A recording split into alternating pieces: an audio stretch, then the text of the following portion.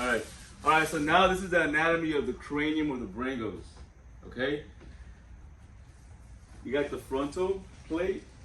You guys know these are, the brain or the cranium is like tectonic plates on the earth. Like, you know how like there's crust, there's chunks of earth and they kind of just glide on each other? You guys know, that's how earthquakes happen. I don't know if you guys know about that or not. So that's kind of how this is, except they don't move. But these sutures used to be open up until you were like toddler. And the reason that they stayed open is because it allowed you to grow. So when you were first born, your skull isn't intact. It actually has, it's like just a whole bunch of plates just kind of like lightly attached to allow for growth, okay? And so those, when they get solid, when you guys become adults, like by now these are solid, you guys are good, they're called sutures. Now they're solidified, they're not moving no more, okay? So they're called sutures. And but the front plate is called the frontal. That should be easy. Is the frontal plane, right? It's easy. It's only one of them. And occipital is in the back. And the cool thing about these two, it should make it somewhat easy to remember. There's only one of them. There's only one frontal and one occipital. And then you got your parietal.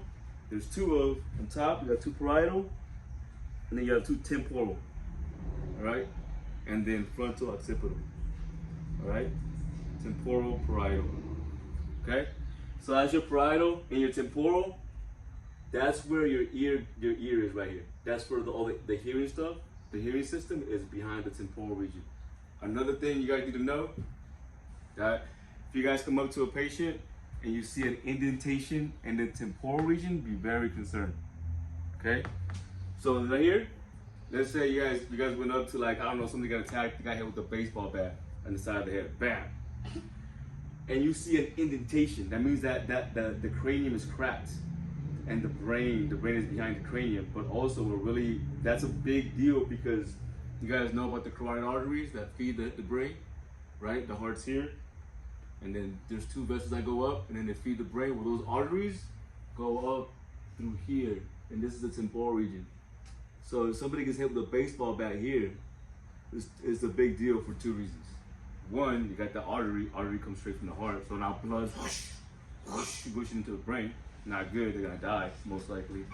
And two, this is the most fragile spot of the entire cranium. Why? It just is. I'm thinking because there has to be more a hollower region because of the hearing, I'm thinking. You know, like more so you can hear better. But that's the most, so if you ever have anybody with an indentation there, you need to be concerned that there's gonna be a crazy amount of bleeding in the head. And you have to know that because it's thin and there's an artery, there's potential for the greatest damage.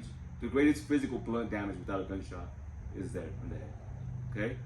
So keep that in mind when you guys go out there.